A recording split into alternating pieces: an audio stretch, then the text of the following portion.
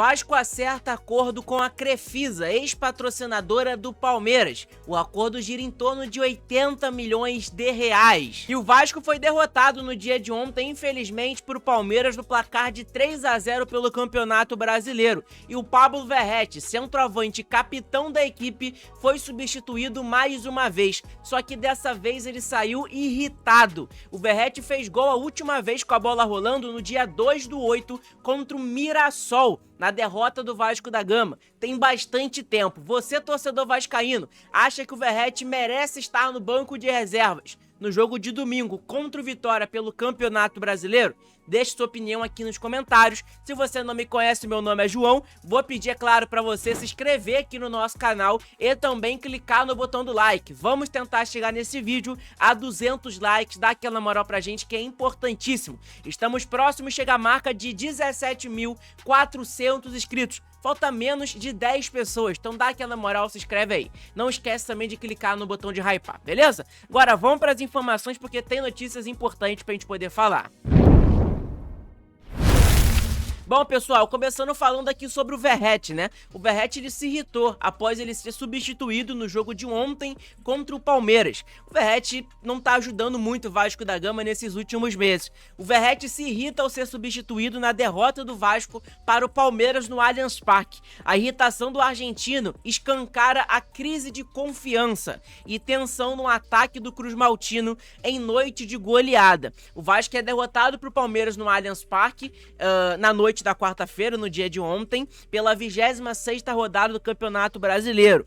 E aí tá aqui, ó, após ficar 7 jogos sem perder, o Cruz Maltino viu a invencibilidade ruir em 23 minutos, já que sofreu 3 gols, infelizmente, né, do Palmeiras nesse período. E cara, o que me deixa mais irritado é que foram 3 gols em 25 minutos praticamente, com falhas individuais, né? É inacreditável isso. Além da defesa não funcionar, o ataque vascaíno também esteve em uma noite irregular, oferecendo pouco perigo ao adversário.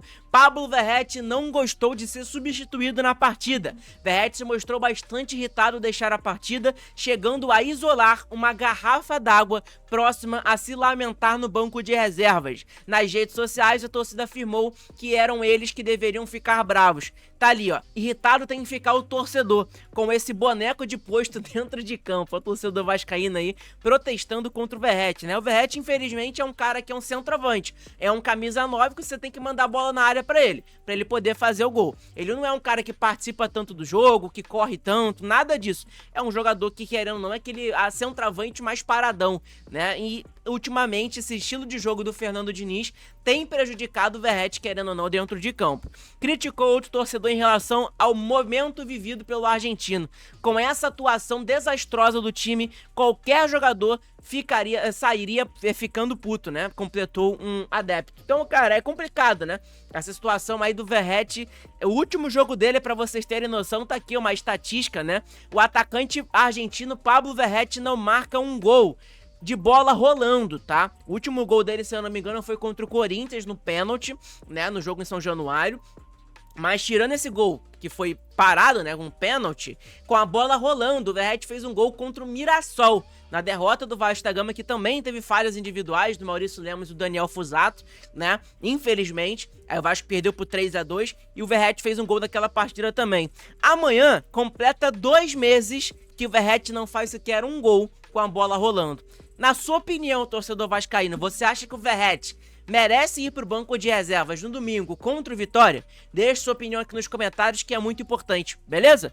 Cara, na minha opinião foi o que eu falei pra vocês, eu gosto bastante do Verratti, mas realmente esse estilo de jogo do Fernando Diniz, de ter mais a posse de bola, tocar mais a bola, não é o estilo do Verratti. O Verratti não tem qualidade com a bola no pé, de ficar participando do jogo. O Verratti é aquele cara de, pegou a bola, o Piton, cruzou na área, gol do Verratti de cabeça. Mas ultimamente, nem na cabeça o Verratti tá ganhando, né? Aí fica bastante complicado de verdade. Enfim, informação importante, quero saber a sua opinião, torcedor vascaíno, se você concorda que o Verratti tem que ir para o banco de reservas. Bom, vamos para a principal informação desse vídeo, eu acho que você clicou, obviamente, por conta dessa informação. Vamos lá, o Vasco, pessoal, acertou um acordo com a ex-patrocinadora do Palmeiras, né, a Crefisa, da Leila Pereira, né, do La Mancha, que é o marido dela, que tacaram muito dinheiro, colocaram muito dinheiro, reestruturaram, ajudaram bastante na reestruturação do Palmeiras nesses últimos anos. E aí tá aqui, ó, o Vasco fechou um empréstimo milionário com a Crefisa, garantindo um reforço financeiro importante em meio à recuperação judicial.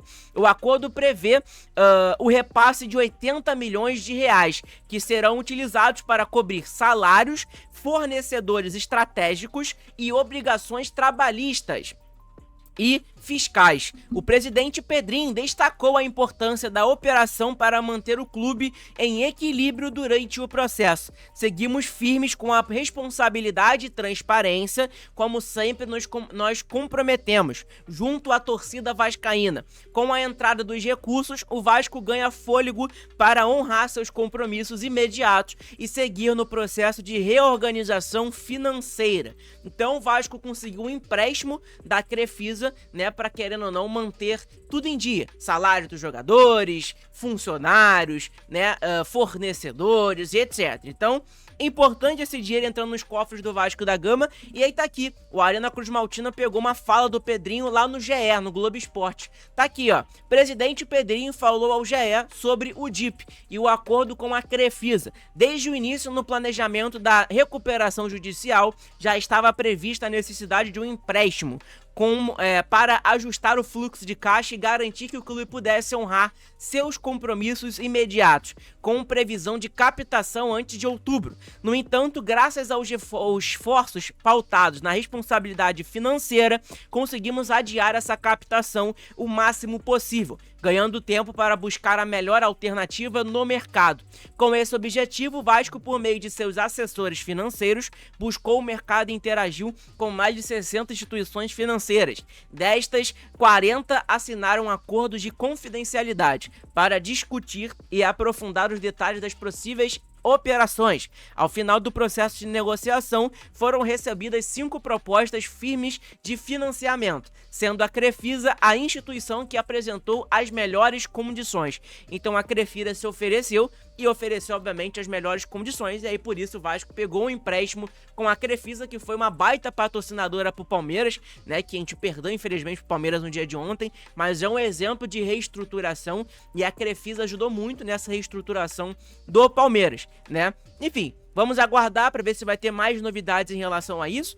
Eu lembro que o Pedrinho falou sobre a situação da Leila, né, que, pô, deixa abaixo, não vou falar muito sobre a Leila, e agora tá aí. O Vasco conseguiu um empréstimo da Crefisa. Não sei se a amizade voltou, não sei o que deu, não.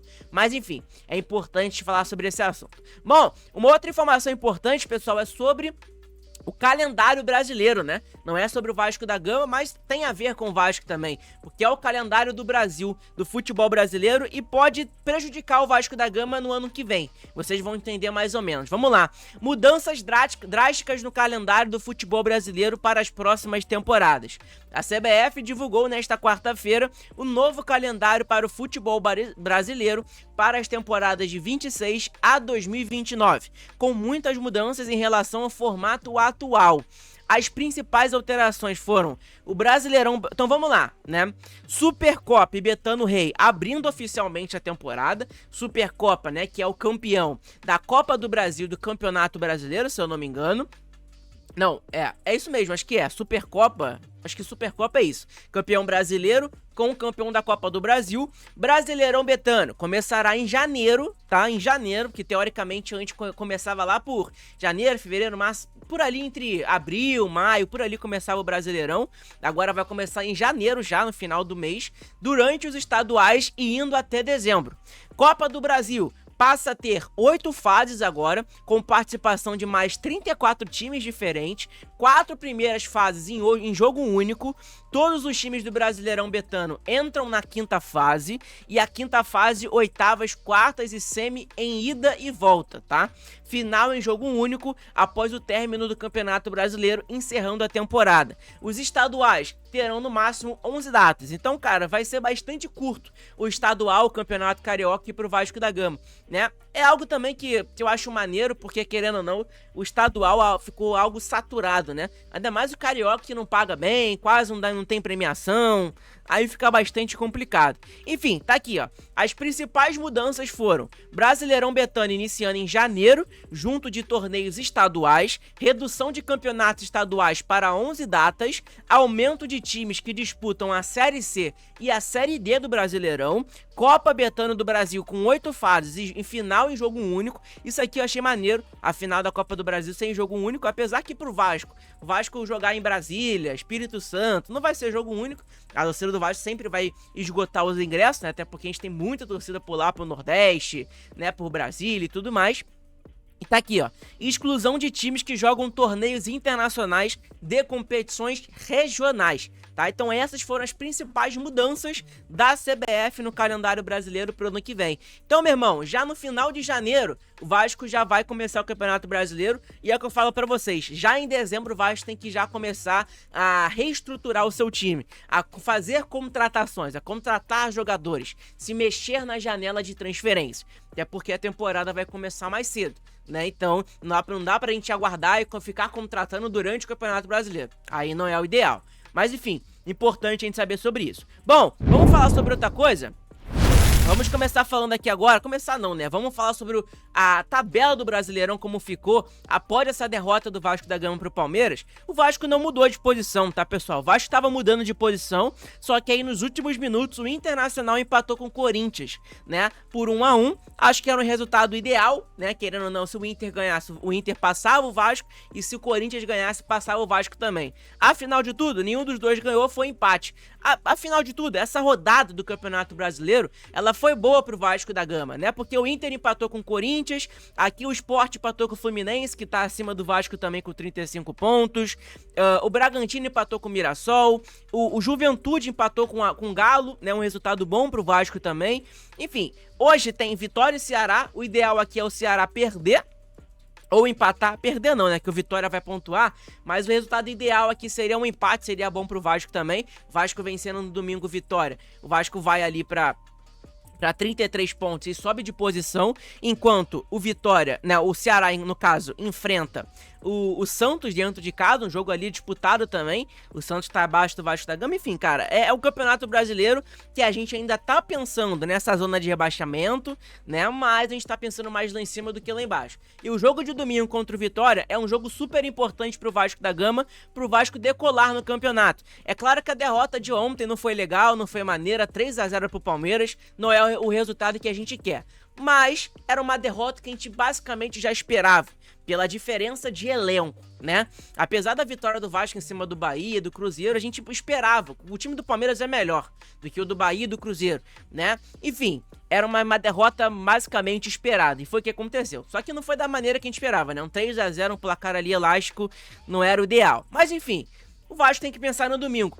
E pensar no domingo, vencer o Vitória, golear, o que der. Um resultado, os 3 pontos é o que importa pro Vasco se distanciar cada vez mais da zona de rebaixamento. O Juventude é o último time ali na zona de rebaixamento com 23 pontos, tá? O Juventude vencendo o jogo vai para 26, e aí já encosta ali no Vasco da Gama novamente. Então o Vasco precisa vencer essa partida de domingo contra o Vitória, não pode perder ponto, e aí depois vai ter a parada pra data FIFA e o Vasco volta jogando contra o Fortaleza no Castelão, que é um jogo também pro Vasco da Gama vencer, afinal de tudo, beleza? Então, pessoal, é isso o vídeo de hoje. Espero que vocês tenham gostado, deixa seu like nesse vídeo, se inscreve aqui no nosso canal que é muito importante, ajuda pra caramba na divulgação do nosso conteúdo, clica também no botão de hypar que é super importante e ajuda demais, beleza? Tamo junto, abraço a todos, fiquem todos com Deus, saudações vascaínas, daqui a pouco talvez tenha mais um vídeo, ou amanhã de manhã tenha vídeo pra vocês. Hoje não teve vídeo pela manhã porque eu não tinha nem conteúdo pra gravar, né, e aí eu falei, vou postar um vídeo de tarde e tudo mais. Então fiquem ligados aí que vai ter mais vídeos de notícias pra vocês surgindo do Vasco da Gama. Amanhã, às 6 da manhã, tem vídeo novo no canal. Tamo junto, abraço a todos, saudações vascaína, Vitória Vascão!